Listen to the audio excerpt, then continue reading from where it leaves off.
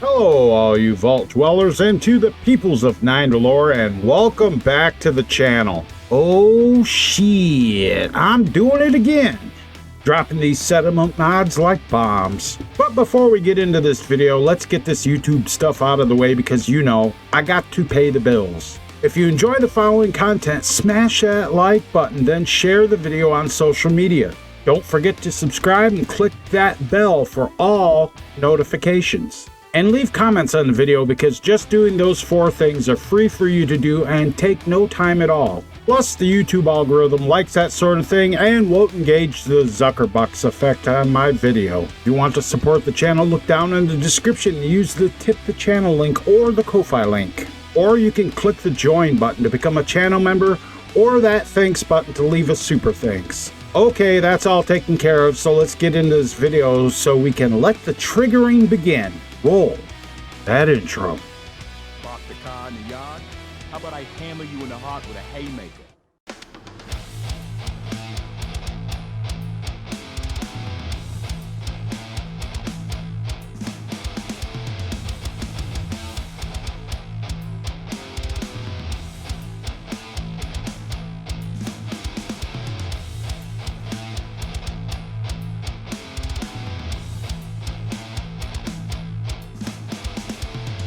So what have I got for you this time? Well, this is my Outpost Zimonja cleanup and remodel. This mod is available for PC and only on Shaken Mods because fuck the Nexus. Sorry guys, it's not on Xbox. Check the link in the description though and you will find out why. So everyone knows how ultimately crappy the Outpost Zimonja settlement is. Approaching it from the south along the path that leads to it, the first thing you run into is a bunch of Antifa scum guarding a choke point in the path created by a destroyed semi-tractor and trailer. You know, the odd thing is how it is placed. They're not defending against people coming up the path from behind them. It seems like they are defending against what is coming down the path from Outpost Zimonja. Are they afraid of Boomer Joe and his fat man?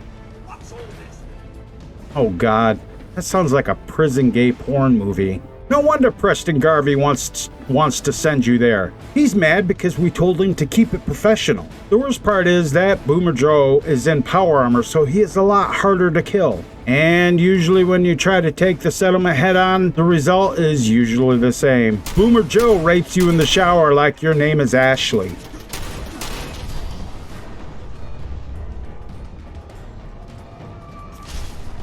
You can try to attack Zimonja from the north, but while you might think you're a badass, the truth is you just want to sell in Boomer Joe's hotel for candy-ass boys.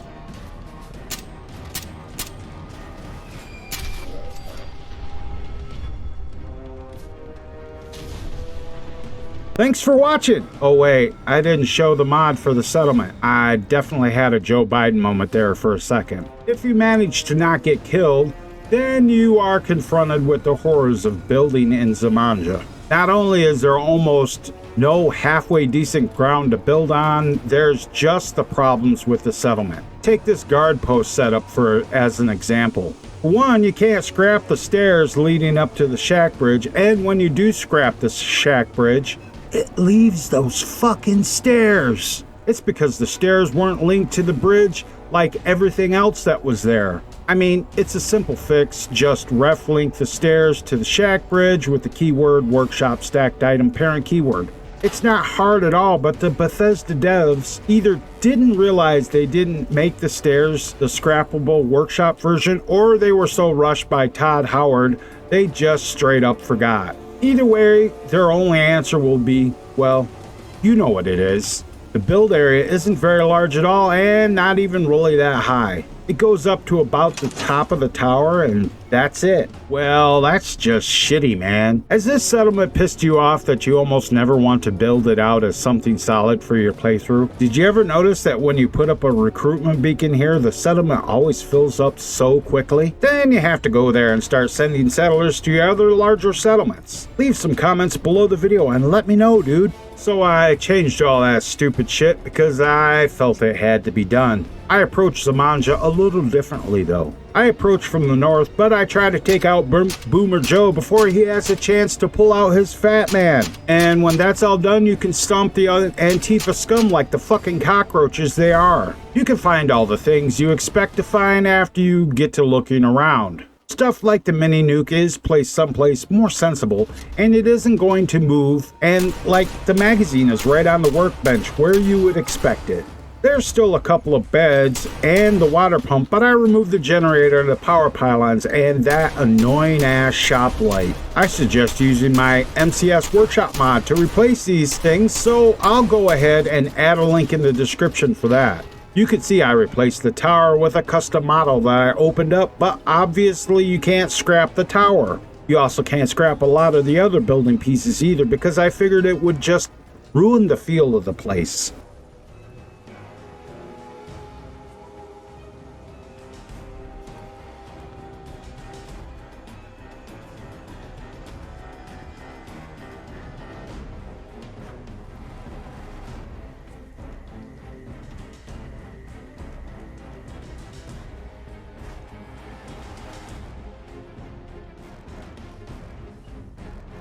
Looking at the settlement in the workshop, you can see that I expanded the build area, especially to the north, so you can build over that hill a little bit. And you can even build up past the pond, which I cleaned up and removed that fucking radiation hazard. I cleaned off all of the trees and smoothed out the landscape so you can have an easier time with building. And speaking of an easier time of building, let's take a look at that annoying glitch to do with those stairs and that shack bridge. Now, if you decide to scrap it, everything will disappear as it should. That was probably the most annoying thing about this settlement and drives me nuts to no end while trying to build here. You know, because of my obsessive compulsive disorder doesn't factor into all of this at all. Not at all. Looking at the resources in the workbench, I did what I do with all my settlement cleanups and up the resources so you don't have to grind going out and doing scrapping runs right off the bat. Interesting thought though, if you have my other settlement cleanup mods and you do like supply lines, does all the resources combine and be like really full of thousands of resources? I haven't had the chance to check if that's actually the case, but if you have, leave a comment and let me know what your results were. I'd be really interested to know if that's the case. This mod is an ESPFE and has been cleaned with Xedit. Of course, if you clean it again, it's going to tell you it's dirty, but it's not really.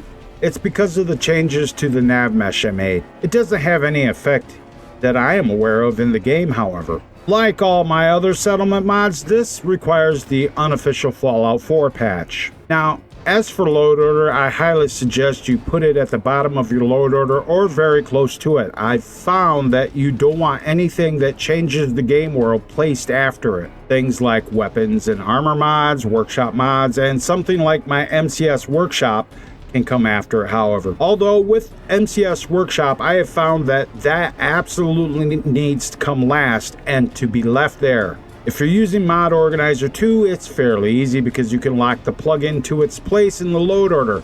I don't know if this is possible with Vortex because I don't use Vortex and I never will. Okay, that's going to be it for this video, guys. Thanks for watching. Remember, guys, if you like the content, to smash that like button. Leave some comments, too, especially if I hurt your precious fucking feelings with my cracks about President Brandon and the Marxist terrorist. Did that thumbnail trigger you enough to watch and find all kinds of other things to get triggered about?